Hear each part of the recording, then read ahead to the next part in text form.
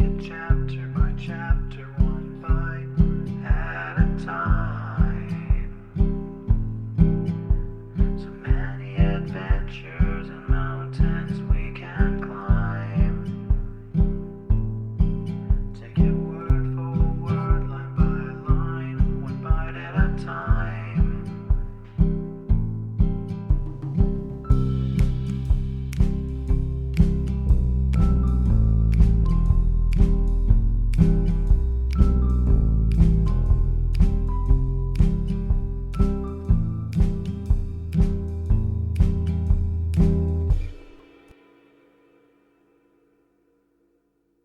Welcome to Bite at a Time Books, where we read you your favorite classics one bite at a time.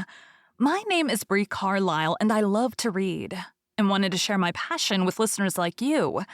If you want to know what's coming next and vote on upcoming books, sign up for our newsletter at biteatatimebooks.com. You'll also find our new t-shirts in the shop, including podcast shirts and quote shirts from your favorite classic novels. Be sure to follow my show on your favorite podcast platform so you get all the new episodes. You can find most of our links in the show notes, but also our website, biteatatimebooks.com, includes all of the links for our show, including to our Patreon to support the show, and YouTube, where we have special behind the narration of the episodes. We're part of the Bite at a Time Books Productions Network. If you'd also like to hear what inspired your favorite classic authors to write their novels, and what was going on in the world at the time, check out the Bite at a Time Books Behind the Story podcast, wherever you listen to podcasts. Please note, while we try to keep the text as close to the original as possible, some words have been changed to honor the marginalized communities who've identified the words as harmful, and to stay in alignment with Bite at a Time Books' brand values. Today we'll be continuing Les Miserables by Victor Hugo. Chapter 5. A Suitable Tomb. Javert deposited Jean Valjean in the city prison. The arrest of Monsieur Madeleine occasioned a sensation, or rather, an extraordinary commotion in M. We are sorry that we cannot conceal the fact that at the single word he was a convict, nearly everyone deserted him. In less than 2 hours, all the good that he had done had been forgotten, and he was nothing but a convict from the galleys. It is just to add that the details of what had taken place at Arras were not yet known. All-day-long conversations like the following were to be heard in all quarters of the town. You don't know? He was a liberated convict. Who? The mayor. Bah, Monsieur Madeleine? Yes. Really? His name was not Madeleine at all. He had a frightful name. Bajan? Bougine? Ah, good God. He has been arrested. Arrested? In prison, in the city prison, while waiting to be transferred. Until he is transferred. He is to be transferred. Where is he to be taken? He'll be tried at the assizes for a highway robbery which he committed long ago. Well, I suspected as much. That man was too good, too perfect, too affected. He refused the cross. He bestowed sous on all the little scamps he came across. I always thought there was some evil history back of all that. The drawing rooms particularly abounded in remarks of this nature. One old lady, a subscriber to the Drapeau Blanc, made the following remark, the depth of which it is impossible to fathom. I am not sorry. It will be a lesson to the Bonapartists. It was thus that the phantom which had been called Monsieur Madeleine vanished from M. Only 3 or 4 persons in all the town remained faithful to his memory. The old portress who had served him was among the number. On the evening of that day, the worthy old woman was sitting in her lodge, still in a thorough fright, and absorbed in sad reflections. The factory had been closed all day. The carriage gate was bolted. The street was deserted. There was no one in the house but the 2 nuns, Sister Perpetue and Sister Simplice, who were watching beside the body of Fantine. Towards the hour when Monsieur Madeleine was accustomed to return home, the good portress rose mechanically, took from a drawer the key of Monsieur Madeleine's chamber, and the flat candlestick which he used every evening to go up to his quarters. Then she hung the key on the nail whence he was accustomed to take it, and set the candlestick on one side, as though she was expecting him. Then she sat down again on her chair and became absorbed in thought once more. The poor good old woman had done all this without being conscious of it. It was only at the expiration of 2 hours that she roused herself from her reverie and exclaimed, "Hold, my good God Jesus, and I hung his key on the nail."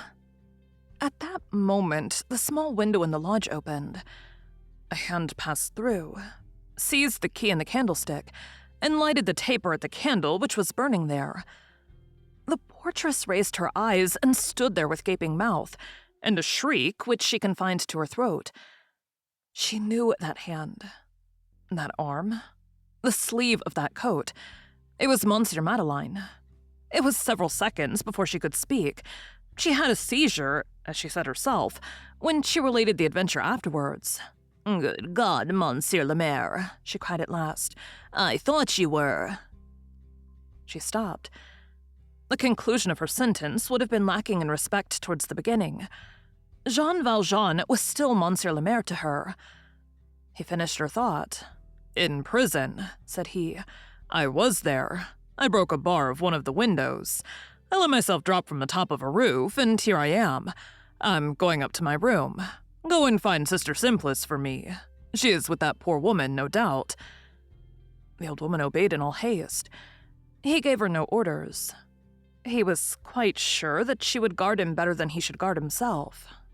No one ever found out how he had managed to get into the courtyard without opening the big gates. He had, and always carried about him, a passkey which opened a little side door. But he must have been searched, and his latch key must have been taken from him. This point was never explained. He ascended the staircase leading to his chamber. On arriving at the top, he left his candle on the top step of his stairs, opened his door with very little noise, went and closed his window and his shutters by feeling, then returned for his candle and re-entered his room. It was a useful precaution. It will be recollected that his window could be seen from the street. He cast a glance about him, at his table, at his chair, at his bed, which had not been disturbed for 3 days. No trace of the disorder of the night before last remained. The portress had done up his room. Only she had picked out of the ashes and placed neatly on the table the 2 iron ends of the cudgel, and the 40-sou piece which had been blackened by the fire. He took a sheet of paper on which he wrote, "These are the 2 tips of my iron-shod cudgel and the 40-sou piece stolen from Little Gervais, which I mentioned at the Court of Assizes." And he arranged this piece of paper, the bits of iron and the coin, in such a way that they were the first things to be seen on entering the room. From a cupboard he pulled out one of his old shirts, which he tore in pieces. In the strips of linen thus prepared, he wrapped the 2 silver candlesticks. He betrayed neither haste nor agitation, and while he was wrapping up the bishop's candlesticks, he nibbled at a piece of black bread. It was probably the prison bread which he had carried with him in his flight. This was proved by the crumbs which were found on the floor of the room when the authorities made an examination later on. There came 2 taps at the door. "Come in," said he. It was Sister Simplice. She was pale. Her eyes were red. The candle which she carried trembled in her hand. The peculiar feature of the violences of destiny is that, however polished or cool we may be, they wring human nature from our very bowels, and force it to reappear on the surface. The emotions of that day had turned the nun into a woman once more. She had wept, and she was trembling. Jean Valjean had just finished writing a few lines on a paper, which he handed to the nun, saying, "Sister, you will give this to Monsieur le Curé." The paper was not folded. She cast a glance upon it. "You can read it," said he. She read, "I beg Monsieur le Curé to keep an eye on all that I leave behind me. He will be so good as to pay out of it the expenses of my trial, and of the funeral of the woman who died yesterday. The rest is for the poor." The sister tried to speak, but she only managed to stammer a few inarticulate sounds. She succeeded in saying, however, "Does not Monsieur le Maire desire to take a last look at that poor, unhappy woman?" "No," said he. "I am pursued. It would only end in their arresting me in that room, and that would disturb her." He had hardly finished when a loud noise became audible on the staircase. They heard a tumult of ascending footsteps, and the old portress sang in her loudest and most piercing tones. "My good sir, I swear to you by the good God that not a soul has entered this house all day, nor all the evening, and that I have not even left the door." A man responded, "But there is a light in that room, nevertheless."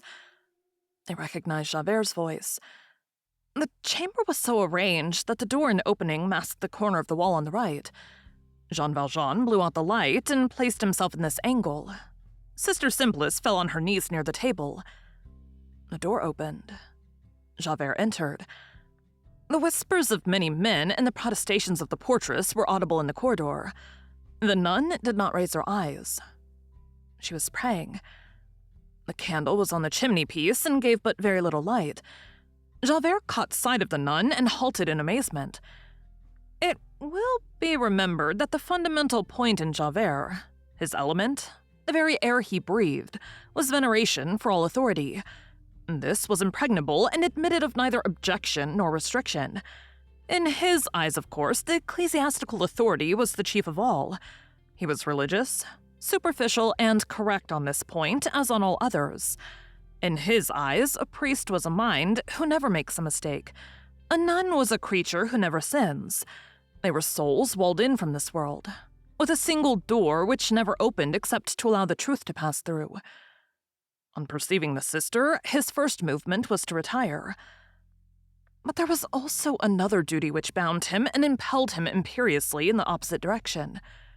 His second movement was to remain and to venture on at least one question. This was Sister Simplice, who had never told a lie in her life. Javert knew it and held her in special veneration in consequence. "Sister," said he, "are you alone in this room?" A terrible moment ensued, during which the poor portress felt as though she should faint. The sister raised her eyes and answered, "Yes." "Then," resumed Javert, "you will excuse me if I persist. It is my duty. You have not seen a certain person, a man, this evening.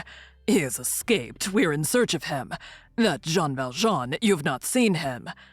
The sister replied, "No." She lied. She had lied twice in succession, one after the other, without hesitation, promptly, as a person does when sacrificing herself. "Pardon me," said Javert, and he retired with a deep bow. "Oh, sainted maid, you left this world many years ago. You have rejoined your sisters, the virgins, and your brothers, the angels, in the light. May this lie be counted to your credit in paradise." The sister's affirmation was for Javert so decisive a thing that he did not even observe the singularity of that candle, which had but just been extinguished, and which was still smoking on the table. An hour later, a man, marching amid trees and mists, was rapidly departing from M in the direction of Paris. That man was Jean Valjean. It has been established by the testimony of 2 or 3 carters who met him that he was carrying a bundle, that he was dressed in a blouse. Where had he obtained that blouse? No one ever found out, but an aged workman had died in the infirmary of the factory a few days before, leaving behind him nothing but his blouse. Perhaps that was the one. One last word about Fantine. We all have a mother, the earth. Fantine was given back to that mother.